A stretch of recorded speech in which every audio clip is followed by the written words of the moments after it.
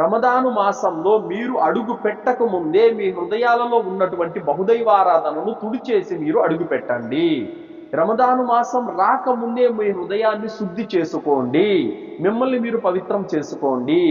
ఎందుకంటే అతి పవిత్రమైనటువంటి రమదాను మాసంలో మీరు చేసేటటువంటి ఏ సత్కార్యమైనా సరే అల్లాహ్ వద్ద అది కుబూల్ కావాలంటే మీ హృదయంలో కానీ, మీ శరీరం మీద కానీ, మీ విశ్వాసంలో కానీ, మీ ఆచరణలో కానీ ఏ మాత్రం షిర్క్ అనేది రవ్వంత కూడా ఉండకూడదు.